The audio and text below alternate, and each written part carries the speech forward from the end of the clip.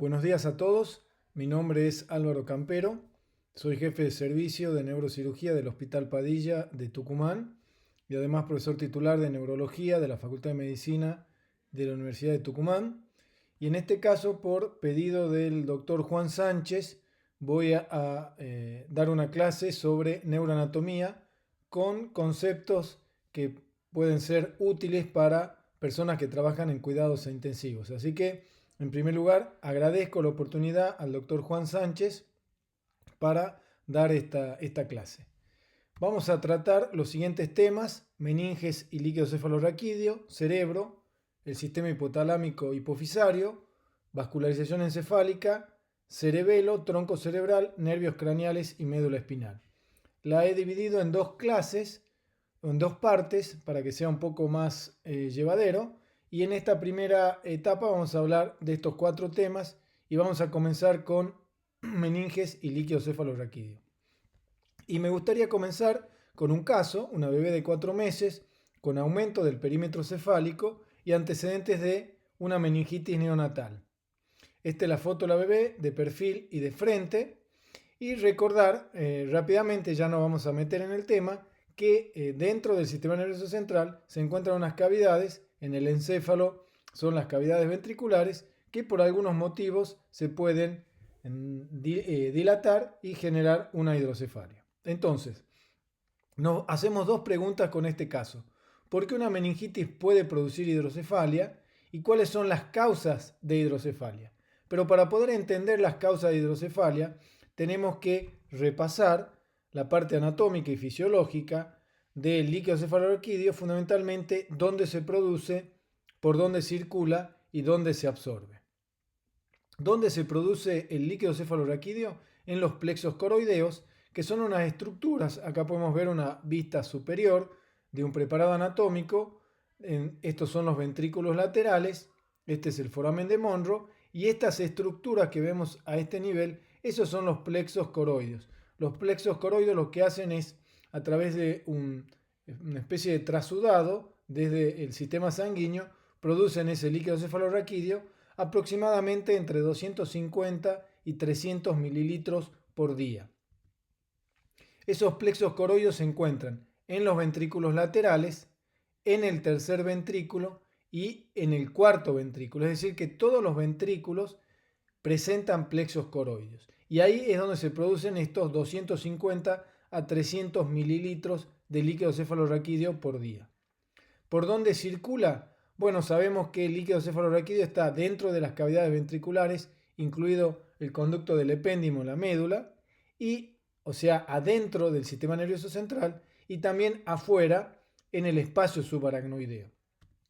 Es decir, se forma dentro de las cavidades ventriculares, circula, pasa de los ventrículos laterales al tercero, del tercero al cuarto y también por el conducto del epéndimo, pero después sale ese líquido cefalorraquídeo y se distribuye por todo el espacio subaracnoideo. Acá podemos ver una foto anatómica de un corte sagital y lo comparamos con una foto de una resonancia magnética en T2 y podemos apreciar el cuerpo calloso que forma parte de las paredes de los ventrículos laterales, el foramen de Monro a este nivel que comunica los ventrículos laterales con esto que es el tercer ventrículo. Acá podemos ver el tercer ventrículo, el foramen de Monro que está a este nivel, y después cómo del tercer ventrículo con el cuarto ventrículo se comunica a través del acueducto de Silvio. Acá lo vemos en esta foto anatómica y acá lo podemos ver en esta foto de resonancia magnética. Entonces la circulación pasa a través de conductos o forámenes de una cavidad ventricular a otra. Pero a su vez, algo que es muy importante, cómo sale ese líquido cefalorraquídeo desde las cavidades ventriculares al espacio subaracnoideo a través de tres orificios que están en el techo del cuarto ventrículo, dos orificios que se encuentran en la parte, digamos, arriba, que son los agujeros de Luschka, y un solo agujero en la parte medial e inferior del piso del cuarto ventrículo, que es el agujero de Magendie. Desde las cavidades ventriculares sale al espacio subaracnoideo a través de estos tres orificios. Y por último, esos 250-300 mililitros de líquido cefalorraquídeo por día en situación normal se producen y se absorben en la misma cantidad. ¿Dónde se absorbe? En las vellosidades aracnoideas. Las vellosidades aracnoideas se encuentran fundamentalmente a nivel del seno sagital superior, en la parte más de arriba del cráneo, en la línea media, y esas vellosidades o granulaciones aracnoideas son como bolsitas que del espacio subaracnoideo se meten fundamentalmente en el seno sagital superior. Entonces acá se absorbe, el líquido pasa de vuelta al torrente sanguíneo, al sistema venoso. Ahora bien, ya hemos estudiado la anatomía del líquido cefalorraquídeo, ahora tenemos que ver cuáles son las causas de hidrocefalia. Básicamente por obstrucción, en segundo lugar por gran producción y en tercer lugar por mala absorción.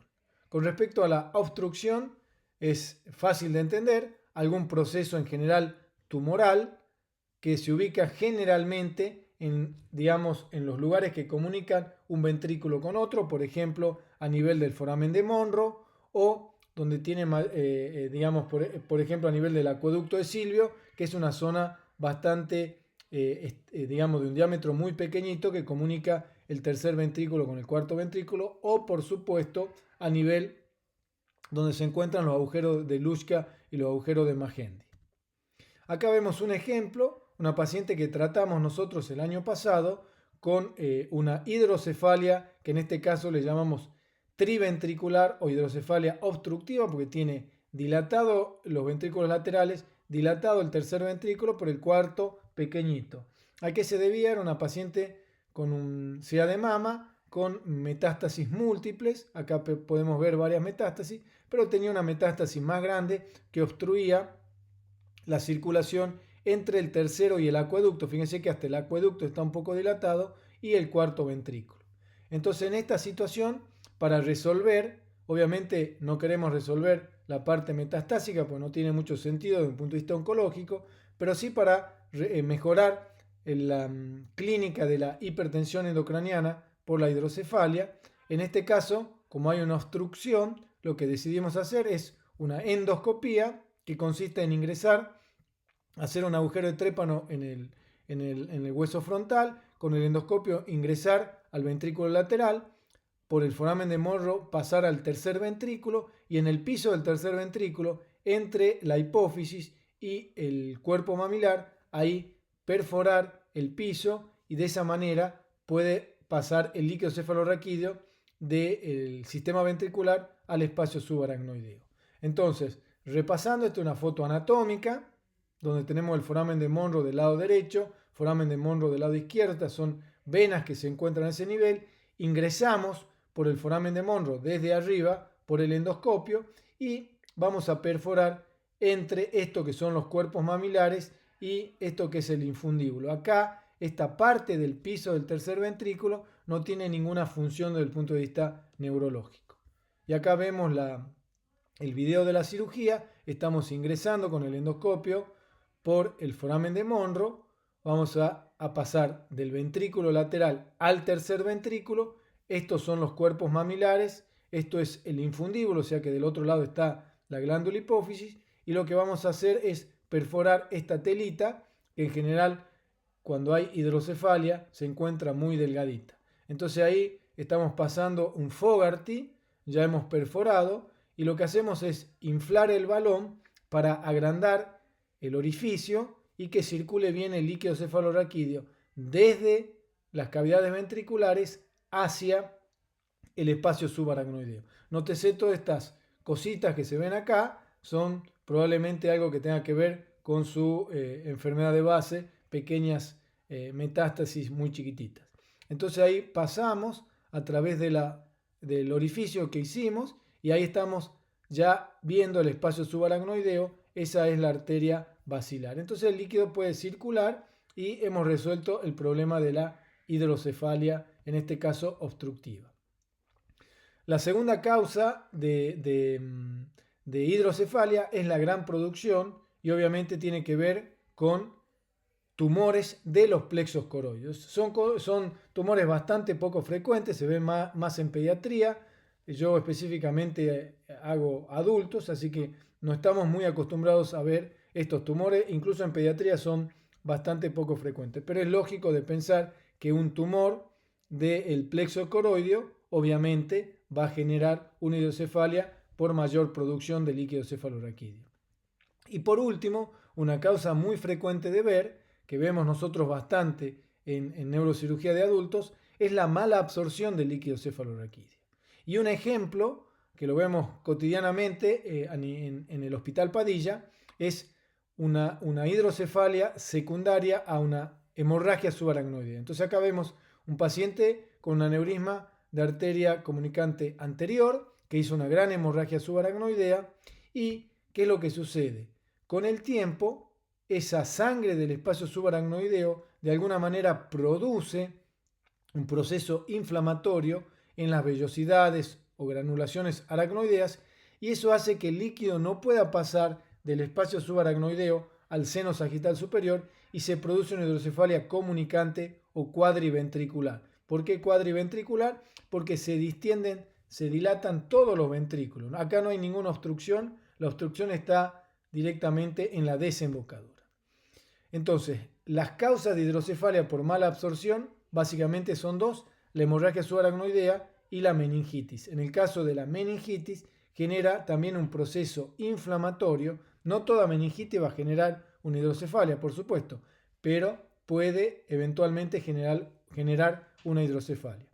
Entonces, volviendo a nuestra paciente, la causa de hidrocefalia en esta paciente que había tenido una meningitis neonatal es por alteración en la absorción del líquido cefalorraquídeo en las vellosidades aracnoideas. En este caso puntual, ¿tiene sentido hacer una endoscopía? No, porque por más que nosotros perforemos el piso del tercer ventrículo, la obstrucción es más distales en la absorción del líquido. Entonces, en esta situación, cuando tenemos una hidrocefalia por alteración en la absorción, lo que tenemos que hacer es colocar una derivación, que en la mayoría de los casos hacemos ventrículo peritoneal y en algunas situaciones muy puntuales ventrículo atrial. Recordad, nosotros cuando colocamos una derivación, ventrículo peritoneal o ventrículo atrial, siempre decimos vamos a colocar una válvula, porque recordar que entre el catéter que va en la cavidad ventricular y el catéter distal que va a la cavidad peritoneal o a la aurícula derecha, hay en prácticamente todos los casos una válvula, que hay de distintos tipos, porque en definitiva, de acuerdo a la presión de ese líquido cefalorraquídeo, se abre y deja pasar el líquido o no lo deja pasar. Acá vemos un ejemplo de un sistema. Este es el catéter proximal que ingresa a la cavidad ventricular. Esta es la válvula que regula el paso del líquido cefalorraquídeo, y este es el catéter distal que va a la cavidad peritoneal o a la aurícula derecha. Y esto que son los conectores para unir un catéter con otro catéter. Un ejemplo en un bebé de cómo se pone una válvula: se hace una incisión en el cráneo y otra incisión paraumbilical. Es muy importante, obviamente, la asepsia, ya que es un cuerpo extraño la válvula. Hacemos un agujero de trépano, esta es la dura madre. Después pasamos en forma subcutánea, con un pasador especial, el catéter por debajo de la piel y del tejido celular. Ahí está pasado el catéter distal y esta es la valvulita. Probamos que funcione bien. Ahí estamos punzando la cavidad ventricular. Ahí hemos conectado, esto está metido en el ventrículo y el catéter distal que se une con la válvula. Y por último, introducimos el catéter en la cavidad peritoneal, y eso es al final de la cirugía. Muy bien, pasamos al segundo tema, que es cerebro. Obviamente lo vamos a ver de una manera resumida. Y es interesante este caso, que es un caso muy emblemático en todo lo que significa neurociencias, que es un señor llamado Phineas Gage. Esta es la reconstrucción que se hizo con una computadora de qué es lo que le había pasado. Este señor trabajaba en Estados Unidos, en la época donde se expande en el año 1800 y algo, cuando se iba expandiendo hacia el oeste por la búsqueda del oro, y él era el jefe de una cuadrilla que se dedicaba a construir vías del ferrocarril que iban avanzando hacia el oeste. En un momento ellos, digamos, colocaban dinamita y iban rompiendo por ahí montañas o rocas que se interponían en digamos, la colocación de las vías. Y en una oportunidad tuvo un accidente porque ellos ponían la dinamita, después ponían arena, la impactaban y después la hacían explotar y así iban abriendo camino. Sin embargo, tuvo un accidente y cuando estaba con la vara de metal aprisionando la arena que estaba por arriba de la dinamita, esto explotó y esa vara de metal voló junto con la explosión, ingresó por, como se puede ver acá, por debajo del malar y le atravesó en la parte anterior de los lóbulos frontales, de ambos lóbulos frontales. ¿Qué es lo que pasó con este paciente? Que era sorprendente para esa época.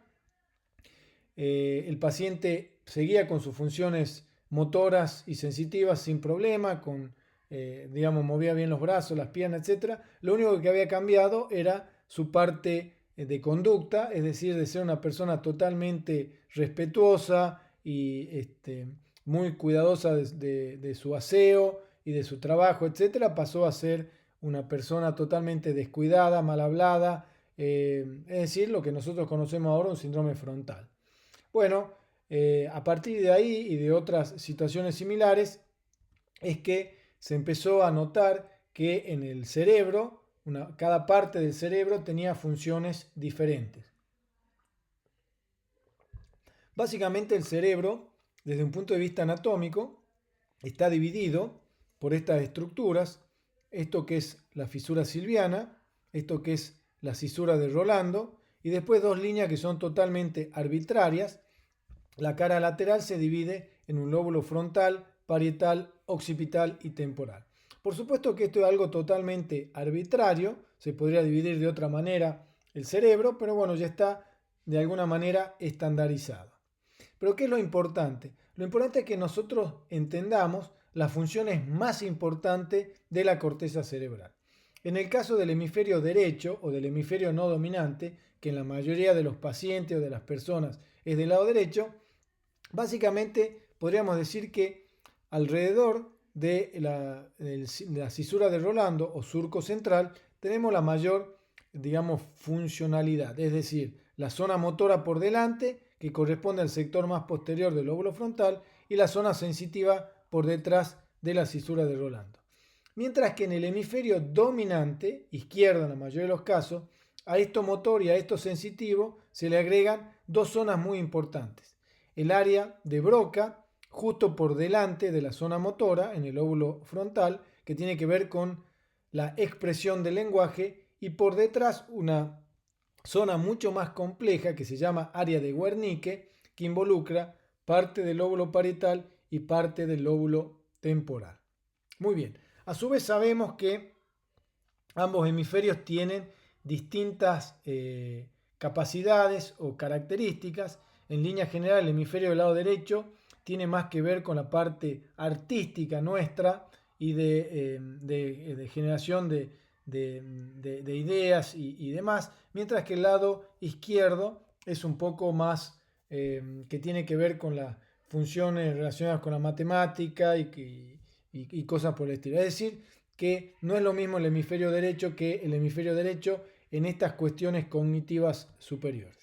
Vamos a repasar rápidamente cada uno de los lóbulos. El lóbulo frontal podemos decir que tiene fundamentalmente esa función motora. El sector más posterior, esto es la cisura de Rolando, el sector más posterior del lóbulo frontal es la zona motora, donde está el homúnculo, y en el hemisferio dominante, justo por delante, y tiene lógica porque acá está representado en el homúnculo la cara, con la lengua y la boca, etc., y la faringe y demás, la laringe.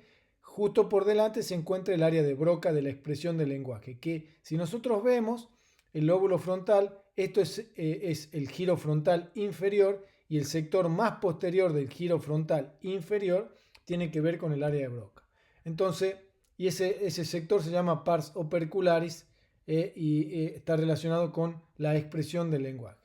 Entonces, repasando, el área motora, que es el área que habíamos visto, el área de Broca, que tiene que ver con el lenguaje, y por supuesto la conducta, que está en la parte premotora o prefrontal bilateral, es decir, cuando hay una lesión de ambos lóbulos frontales en la parte anterior, como pasó con este señor Phineas Gage, nosotros podemos tener un problema de conducta. Con respecto al lóbulo parietal, el lóbulo parietal se encuentra desde la cisura de Rolando hacia atrás y la cisura de Silvio hacia arriba. Pero a su vez tenemos dos líneas que se tomaron en forma totalmente arbitraria y así queda constituido el lóbulo parietal, donde tenemos una zona sensitiva que está justo por detrás de la cisura de Rolando, que sea dominante o no dominante se encuentra exactamente igual, pero después cambia esto, que es en el hemisferio dominante alrededor del final de la fisura silviana, esto que es el giro supramarginal, y al final del surco temporal superior que se mete en el lóbulo parietal, viene desde el lóbulo temporal pero sigue en el parietal. Esto es un giro que se llama giro angular. Esto junto con la parte más posterior del giro temporal superior constituyen lo que se conoce área de Wernicke. Entonces el área de Wernicke está constituida por el giro supramarginal y giro angular del lóbulo parietal y el giro temporal superior en su sector más posterior.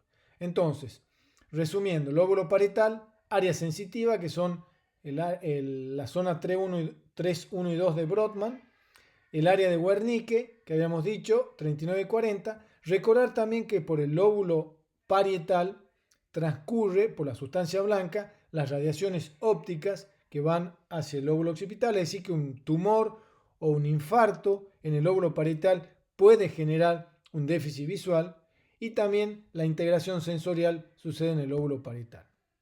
Con respecto al lóbulo temporal, sin lugar a dudas, es de la parte del cerebro más interesante. En su cara lateral está delimitado por la fisura silviana hacia arriba, por estas dos líneas arbitrarias hacia atrás y bueno, hacia abajo que continúa en su cara inferior. Básicamente tenemos esto que era una parte del área de Wernicke junto con el lóbulo parietal y acá en este sector viene el giro temporal superior. En este sector ahí se hace consciente la audición, es decir que la audición tiene que ver con el lóbulo temporal. Por otro lado, si vemos la cara interna del encéfalo, del cerebro en este caso, acá esta es la parte del lóbulo temporal, su cara interna, y esta estructura que da, esto es el giro parahipocámpico, que después da una vuelta sobre sí mismo y genera ese gancho que lo conocemos como uncus del lóbulo temporal. En el uncus del lóbulo temporal, acá se hace consciente la olfacción y el gusto. Por eso si tenemos un paciente con un tumor en el uncus del lóbulo temporal, probablemente ese paciente tenga unas crisis convulsivas que se llaman crisis uncinadas de uncus, que son, el paciente siente en un determinado momento mal olor o mal gusto en su boca y tienen que ver precisamente porque esa es la zona donde se hace consciente el gusto y la olfacción. Pero a su vez el lóbulo temporal es mucho más complejo porque forma parte de un sistema que se llama sistema límbico, que es el sistema que se encuentra alrededor del cuerpo calloso, que está constituido por el giro del cíngulo, por estructuras basales frontales, pero que básicamente en el lóbulo temporal tenemos dos estructuras, la amígdala y el hipocampo. Recordar que hay varias amígdalas en el cuerpo humano. Está la amígdala que está en la garganta, que es una cosa, las amígdalas del cerebelo, que son otras cosas, que son las que descienden cuando se produce la malformación de Chiari, y la amígdala específica del lóbulo temporal. Esa amígdala se encuentra en la parte interna del lóbulo temporal, muy cerquita del uncus, y hay otra estructura que se llama hipocampo, que se encuentra por detrás. Y para entenderlo desde el punto de vista anatómico, pensemos que el hipocampo es como un botín y la amígdala es una pelota de fútbol. Entonces, hipocampo por detrás es el botín, la amígdala, la pelota de fútbol por delante. Muy bien. Siempre ha causado interés el tema de la memoria en todo lo que es neurociencias y la pregunta es, ¿dónde digamos, qué estructura del sistema nervioso central tiene que ver con la memoria. Y este fue un paciente paradigmático en todo lo que corresponde a neurociencias. Son las iniciales del paciente, paciente HM. Este era un paciente que tenía crisis convulsivas por una esclerosis del lóbulo de la región temporal mesial, unas crisis que eran terribles. Entonces un neurocirujano muy conocido de la época, en la década del 50 del siglo pasado, hizo una cirugía y resecó la región temporal mesial de ambos lóbulos temporales. Es decir, resecó la amígdala y el hipocampo del lado derecho, del lado izquierdo. Ya se sabía en esa época que había una causa frecuente de epilepsia refractaria, era la esclerosis mesial temporal o la esclerosis del hipocampo, que además afectaba a la amígdala. ¿Qué pasó con este paciente? Acá se puede ver la resonancia magnética de control. El paciente después de la cirugía nunca más volvió a tener una crisis convulsiva, siguió con su coeficiente intelectual muy bueno, pero el problema es que no podía retener nuevas memorias. Es decir, que ahí se empezó, los neurocientíficos empezaron a darse cuenta que la región temporal mesial tenía que ver con la memoria, con la función de la memoria, con la función de algo que se llama consolidación de la memoria, es decir, lo que dice que se retiene y que no se retiene. Entonces, después, con otros estudios, con otros pacientes, se llegó a ver que la parte de la región temporal mesial que tenía que ver específicamente con la consolidación de las memorias era el hipocampo. Entonces, a partir de ahí ya se sabe que bajo ningún concepto se puede resecar ambos hipocampos porque el paciente se queda sin poder retener nuevas memorias.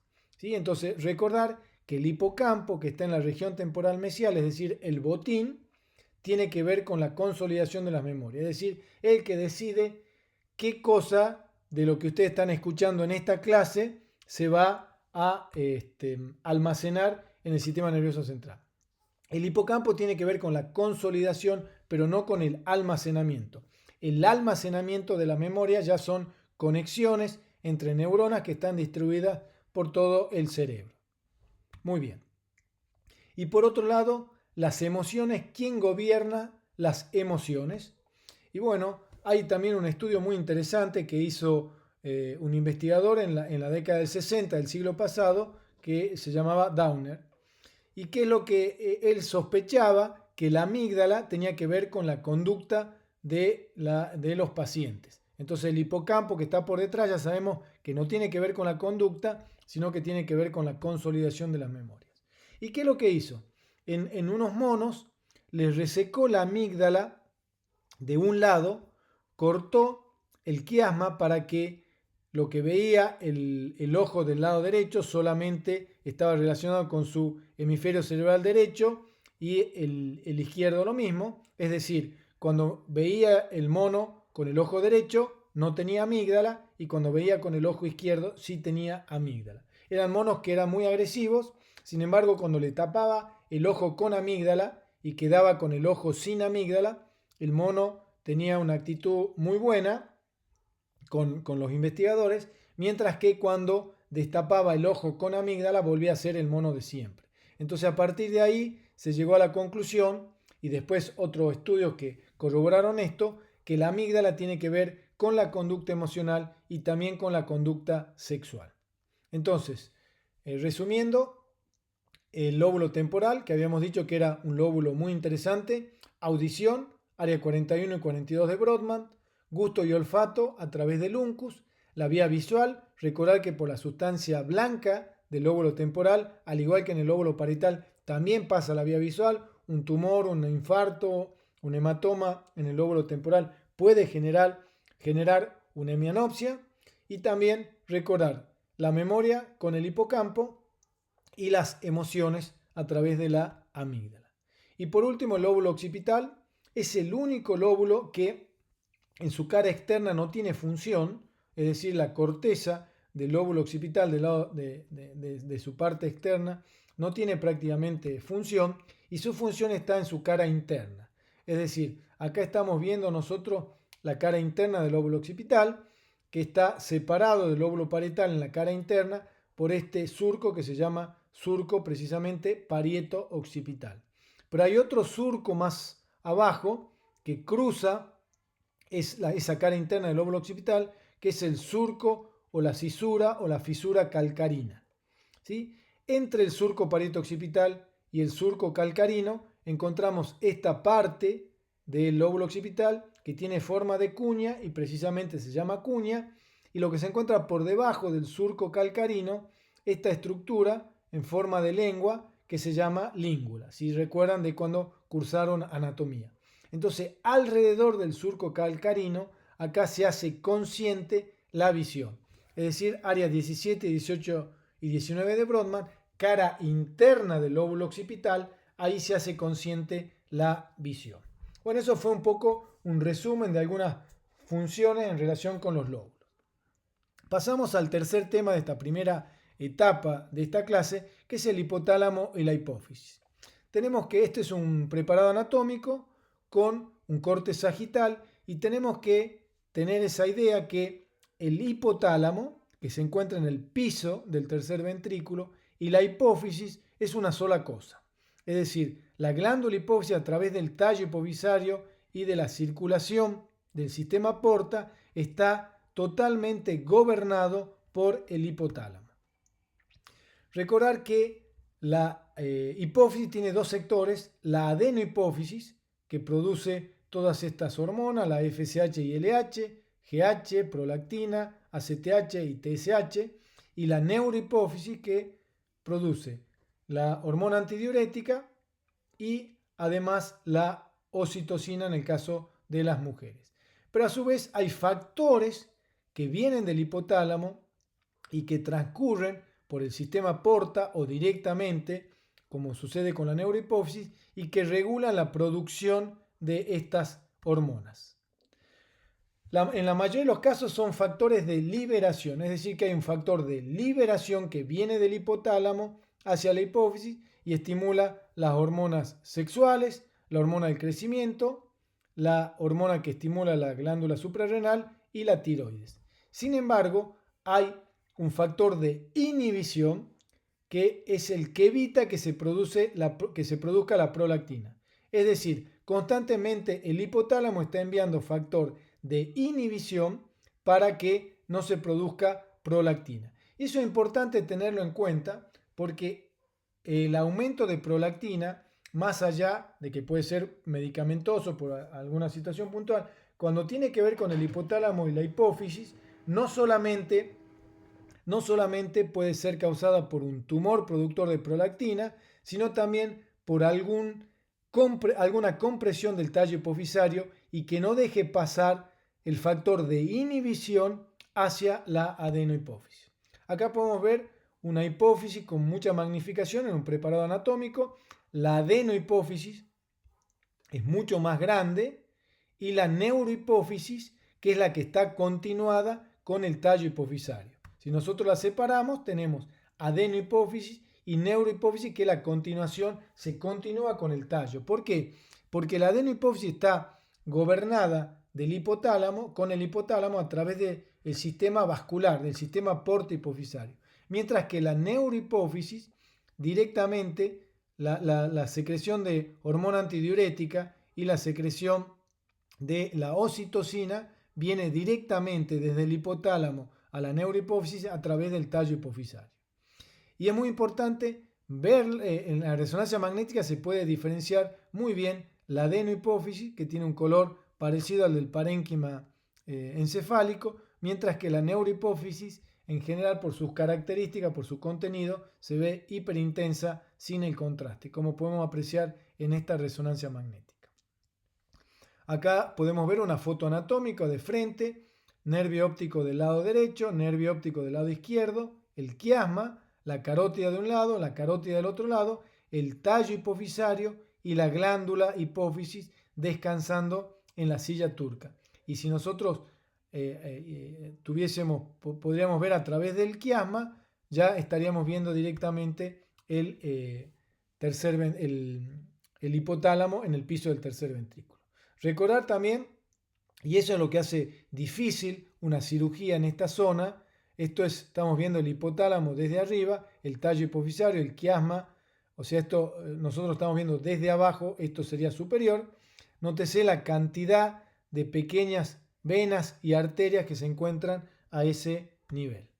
Acá lo vemos con mayor plenitud, tallo hipofisario, el quiasma que se encuentra por delante, los cuerpos mamilares, esto que es la sustancia perforada posterior, que es donde ingresan los vasos perforantes, y esto se acuerdan lo que yo les decía, entre el tallo hipofisario, el infundíbulo y los cuerpos mamilares, acá es donde se perfora el piso del tercer ventrículo cuando hacemos una tercer ventriculostomía endoscópica. Pero tenemos que tener mucho cuidado porque si nos vamos hacia adelante vamos a lesionar esa parte del hipotálamo que está en relación con la glándula hipófisis. Muy bien, tenemos distintos tipos de tumores hipofisarios, un microadenoma, tumores gigantescos, tumores que crecen hacia arriba, tumores que crecen hacia el seno cavernoso, la glándula cuando se encuentra hacia arriba, la glándula se puede encontrar hacia el costado, como en este caso. Algunas veces son quísticos los adenomas hipofisarios y algunas veces están asociados además con un síndrome de silla turca vacía. Pero siempre que nosotros tratamos un adenoma hipofisario, en la gran mayoría de los casos la cirugía es a través de la nariz. Hacemos un abordaje endonasal transefenoidal. Hoy día lo hacemos con el endoscopio y es importante, digamos, que ustedes de alguna manera entiendan esto porque son los que van a recibir nuestros postoperatorios en el hospital y en la parte privada hacemos también mucha cirugía de tumores hipofisarios y en la gran mayoría de los casos vamos a través de las fosas nasales. Entonces entender de alguna manera un poco la anatomía, recordar que cuáles son los riesgos durante la cirugía y en el postoperatorio. Por un lado, una lesión de la carótida que está pegadita en el seno cavernoso a los tumores. Si nos vamos más lateral, también tenemos que tener mucho cuidado con los nervios que van por la cara lateral o por la pared lateral del seno cavernoso y por supuesto hacia arriba con el quiasma y el tallo hipofisario. Recordar que estos pacientes, si bien prácticamente todos los tumores vienen de la adenohipófisis, pero muchas veces durante la cirugía por la manipulación del tumor pueden generar una diabetes insípida que en general es transitoria a partir de las 48-72 horas por esa manipulación de la neurohipófisis que se encuentra en la parte posterior. Esta es una foto anatómica para tener un poco una idea de todas las estructuras muy importantes que se encuentran digamos en relación con la glándula hipófisis. Esta es la glándula, este es el seno efenoidal. Fíjense la relación con la carótida de un lado y con la carótida del otro lado. Esto es el piso del seno efenoidal, esto ya es la parte posterior de las coanas. Aquí está la órbita de un lado, la órbita del otro lado y el seno cavernoso con todos sus nerviecitos. Y hacia arriba el quiasma, la arteria cerebral anterior y el propio cerebro. Otro problema o riesgo que podemos tener en esta cirugía es que el paciente tenga una fístula de líquido cefalorraquídeo en el postoperatorio. Son cosas que obviamente el neurocirujano las controla, pero también es importante que el intensivista las tenga presentes. Entonces, ¿cuáles son las posibles complicaciones en un postoperatorio? El sangrado por alguna lesión inadvertida de la arteria carótida en el segmento cavernoso, una fístula de líquido cefalorraquídeo, pues la parte superior del tumor está relacionado directamente con el espacio subaracnoideo, alguna lesión del quiasma con un déficit visual y por supuesto un compromiso de la neurohipófisis con una diabetes insípida. Y acá les pongo un ejemplo para mostrarle qué es lo que hacemos nosotros en cirugía. Una mujer de 41 años con una hemianopsia bitemporal, con un macroadenoma, con una extensión supracelular grande. Fíjense que comprime parte del tercer ventrículo. Acá vemos la foto, es muy importante entender. Fíjense que vemos la glándula, esto que se ve hiperintenso, que capta el contraste, la glándula más del lado derecho. Acá también esto que se ve un poco más blanco, que capta el contraste, es la glándula aplastada hacia arriba y hacia atrás. Obviamente la neurohipófisis también está totalmente aplastada. Entonces con el endoscopio llegamos, abrimos la cara anterior del seno esfenoidal, esto es la silla turca, acá ya resecando el tumor y acá ya levantando parte de la glándula. Fíjense, esto que vemos acá es ya desciende lo que nosotros llamamos barrera celular con la glándula, y acá podemos ver el preoperatorio y el posoperatorio con el quiasma que vuelve a su lugar, el tallo hipofisario con la glándula que está desplazada. Fíjense cómo vuelve a formarse de a poquito la glándula, el preoperatorio, el posoperatorio. Es decir, esto está aplastado por el tumor y después vuelve a la normalidad. También lo podemos ver en el corte sagital. Preoperatorio totalmente aplastado y después vuelve a tomar su formita. Y eso hace que a los pocos días o semanas de la cirugía vuelve la función, digamos, glandular, y en general después de un tiempo, siempre en el posoperatorio lo dejamos con hidrocortisona, pero después de un tiempo en general se la sacamos. Es muy raro que el paciente continúe con un déficit de hidrocortisona. Diferente, muy diferente, y eso es importante que ustedes lo entiendan como intensivistas, son otros tumores que están en la región, pero que es mucho más complejo el manejo posoperatorio. Esto es una imagen típica de un craneofaringioma. Fíjense que la glándula está normal acá y el tumor crece por arriba de la glándula, empuja la glándula hacia abajo y se mete sobre todo en el tercer ventrículo. Fíjense que la silla no tiene un gran tamaño la silla. Este es un corte coronal y este es un corte axial. Esto, desde mi punto de vista, son las cirugías más complejas, sobre todo el manejo posoperatorio más complejo, y donde de alguna manera necesitamos la mejor capacidad del intensivista. ¿Por qué?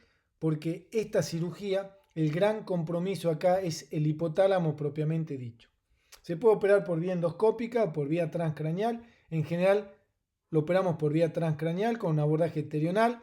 Tenemos esta visión, nervio óptico de un lado, esto es un preparado anatómico por supuesto, nervio óptico de un lado, del otro lado, acá está la glándula hipófisis, la carótida, cerebral anterior, cerebral media, todas las ramas perforantes.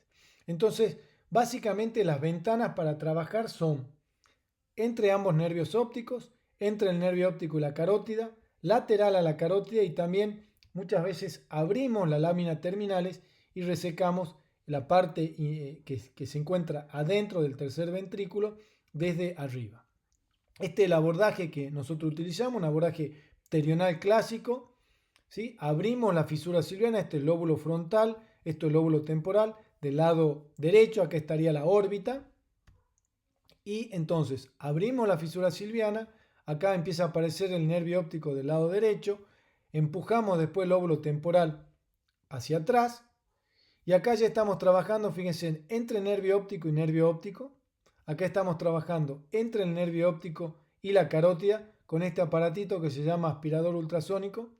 Acá estamos trabajando entre la carótida y el tercer nervio, que es esta estructura chiquitita. Y acá hemos abierto la lámina terminalis, es decir, que estamos trabajando por delante de la arteria cerebral anterior. Nótese, al final de la cirugía hemos hecho una resección completa, estamos viendo la arteria basilar desde arriba. Esto es el quiasma, esto es el tercer nervio, la carótida. Fíjense las perforantes de la cerebral anterior que se encuentran por detrás. Y esta es la vista final. Pero esta es una foto muy linda. Acá vemos espacio interóptico a través de la lámina terminalis, etc. Una resección macroscópicamente completa. Pero sabemos que el posoperatorio de este paciente va a ser muy complejo. Y necesitamos lo mejor del terapista, del intensivista, para poder manejar esas cuestiones hipotalámicas que hacen hipertermia, que hacen alteraciones muy severas del ionograma, sobre todo del sodio, etc. Y acá podemos ver la resonancia magnética de control con la resección macroscópicamente completa de la lesión. Otro ejemplo más también está metido, fíjense, por arriba de la glándula, este craneofaringioma. Exactamente lo mismo, la foto de cómo es la incisión, el abordaje que a través de la fisura silviana ahí estamos abriendo, fíjense que no se ve tumor, es decir, este es el nervio óptico del lado izquierdo, nervio óptico del lado derecho, arteria carótida, cerebral anterior y cerebral media. Esto es la lámina terminalis, justo por detrás del quiasma. Entonces ahí trabajamos nosotros y vamos sacando el tumor, trabajando por las ventanitas que nos puede ofrecer. Fíjense que acá estamos con el aspirador por detrás de la cerebral anterior, respetando estas ramas perforantes y resecando el tumor por delante y ya al final de la cirugía. Pero vuelvo a repetir, ya sin tumor, nervio óptico de un lado y del otro lado, muy importante. Son cirugías que podemos estar 8, 9, 10 horas con el microscopio sacando pedacito por pedacito, pero necesitamos también después ese manejo posoperatorio del hipotálamo de una manera muy concreta por parte del intensivista. Y acá la tomografía de control con la resección macroscópicamente completa. Por último, y con esto termino la primera etapa, la vascularización encefálica. Recordar que nosotros tenemos el polígono de Willis con dos sistemas, el sistema carotidio por un lado y el sistema vértebro-basilar que constituye el polígono de Willis. A través de las arterias se une el sistema carotidio con el sistema vértebro-basilar a través de las comunicantes posteriores y el sistema izquierdo con el sistema derecho a través de la arteria comunicante anterior. Acá se ve bien representado lo que significa el polígono de Willis, que es importante entenderlo. Está constituido por cerebral anterior de un lado, cerebral anterior del otro lado y arteria comunicante anterior, comunicante posterior de un lado, comunicante posterior del otro lado y segmento, primera parte del segmento de las arterias cerebrales posteriores. Así queda constituido el polígono de Willis. Acá lo podemos ver en una disección anatómica, un polígono de Willis, donde tenemos carótida de un lado, la carótida del otro lado, la carótida que se divide, acá lo podemos ver, en cerebral media y cerebral anterior. La cerebral media no tiene nada que ver con el polígono de Willis porque está lateral al polígono de Willis. La cerebral anterior sí, a través del segmento precomunicante, la comunicante y el otro segmento precomunicante. Y hacia atrás se comunica a través de la comunicante posterior de un lado y la comunicante posterior del otro lado, con esto que es la cerebral posterior izquierda y la cerebral posterior derecha. Acá tenemos la arteria basilar que da la cerebral posterior y cerebral posterior. Una de las cosas más características y que nosotros vemos mucho como neurocirujanos son los aneurismas que están relacionados con arterias del polígono de Willis o también con arterias distales como puede ser la arteria cerebral media. Y que ustedes se van a enfrentar como terapistas en el preoperatorio y sobre todo en el postoperatorio. Sabemos que el tratamiento de los aneurismas cerebrales rotos o no rotos puede ser por vía endovascular o por vía microquirúrgica. Y por otro lado me gustaría también hablar un poco de la irrigación de la parte interna del cerebro, específicamente los núcleos de la base o ganglios de la base. Recordar que tenemos, este es un corte del lado izquierdo, lo estamos viendo en forma oblicua, esto es el cuerpo calloso que está seccionado, esto es el foramen de Monro, plexo coroideo, que es donde se produce el líquido cefalorraquídeo, ya lo habíamos dicho, y tenemos el núcleo caudado, la cabeza del núcleo caudado, acá, esto que es el núcleo lenticular, con el putamen y el globo pálido, y esto que es el tálamo. Entre el núcleo caudado, el tálamo y el núcleo lenticular tenemos la cápsula interna, brazo anterior, rodilla y brazo posterior de la cápsula interna. Entonces, esta estructura, la parte interna del cerebro está irrigada por ramas perforantes. Esas ramas perforantes nacen de los troncos grandes, pero son ramas muy pequeñitas que se meten por la sustancia blanca y va a irrigar esa estructura. ¿Y por qué las menciono? Porque estas son las ramas que más se van lastimando o lesionando en pacientes con hipertensión arterial crónica y maltratada. Y estas son las ramas que después se tapan o se rompen y producen un ACV isquémico o un ACV hemorrágico. Entonces acá vemos un ejemplo, un ACV hemorrágico por una ruptura de esas ramas perforantes que generó una hemorragia en la cabeza del núcleo caudado que se volcó hacia el ventrículo. Acá vemos un sangrado en el tálamo, ¿sí? Tercer ventrículo, en el tálamo, también por ruptura de esas ramas perforantes. Y acá el típico sangrado en forma de pelota de rugby o digamos ovalado, que tiene que ver con el núcleo lenticular. Entonces, esas partes del cerebro están irrigadas fundamentalmente por ramas perforantes de la cerebral anterior y de la cerebral media, y también algunas de la carótida, y son las que se lesionan cuando en pacientes con hipertensión arterial crónica y maltratada. Vamos a poner algunos ejemplos de aneurismas para mostrarles un poco en qué consiste lo que nosotros hacemos como cirujanos. Este es un paciente que ingresó a la guardia del Hospital Padilla con ese hematoma muy grande y una hemorragia subaracnoidea. El paciente estaba en muy mala condición. Fíjense todo el edema que tiene en la tomografía con un poco de sangrado intraventricular. Cuando, digamos, la hemorragia, el aneurisma ha producido un hematoma tan grande, ahí la indicación es cirugía convencional, porque además de tratar el aneurisma hay que evacuar el hematoma. También se puede hacer algo combinado, es decir, hacer una embolización del aneurisma y después tratar el hematoma, pero en línea general, al menos en el hospital, lo que hacemos es, cuando tenemos una situación así, directamente tratamos de resolver las dos cosas en la cirugía. Se hizo una arteriografía donde se ve el aneurisma, esta partecita, fíjense, viene acá todo redondito y esa parte es la zona que se rompió. Fíjense el gran hematoma que hizo, pensemos que está el aneurisma acá, hizo un gran sangrado dentro del parénquima. Y en la reconstrucción en 3D se puede ver el aneurisma de la arteria cerebral media. Esto es lo que nosotros encontramos cuando hacemos una cirugía. Vemos el cerebro totalmente rojo, edematizado, turgente, por esa gran hemorragia subaracnoidea. Recordar que acá tiene un gran hematoma. Hicimos una craniotomía más grande de lo habitual, porque la idea era no dejarle el hueso para que sea más fácil el tratamiento por parte del intensivista, luego la cirugía. Acá fíjense, la anatomía es muy fea, horrible, porque está todo lleno de sangre. Estamos disecando, esto es el lóbulo frontal, es del lado derecho, esto es el lóbulo temporal. Acá ya llegamos hacia donde está el nervio óptico y la carótida.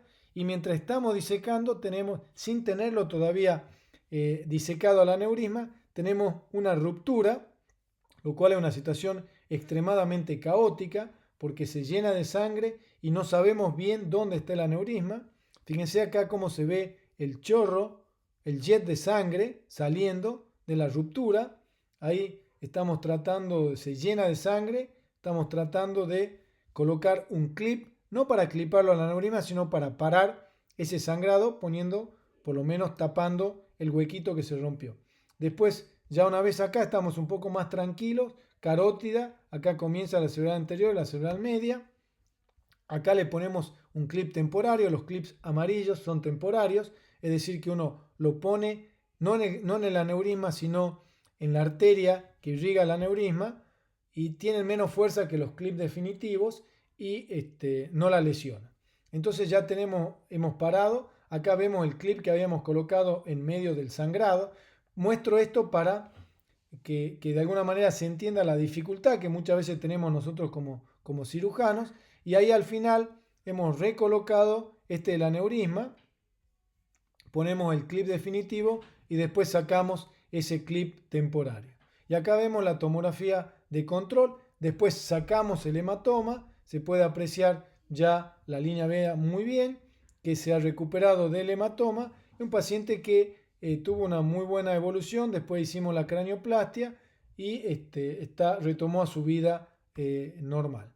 Y algunas veces también tenemos situaciones donde tratamos aneurismas que no se rompieron, que no sangraron, como en este caso, que en realidad se comporta como un tumor, porque es un aneurisma que está trombosado parcialmente. Consultó al servicio por crisis convulsivas. Nótese cómo genera en el FLAIR, se ve un edema del lóbulo temporal. le hacemos una arteriografía y vemos un gran aneurisma, pero en realidad el aneurisma es mucho más grande. Acá se ve lo que es permeable, pero en realidad el aneurisma tiene este tamaño, muy relacionado con la arteria comunicante posterior.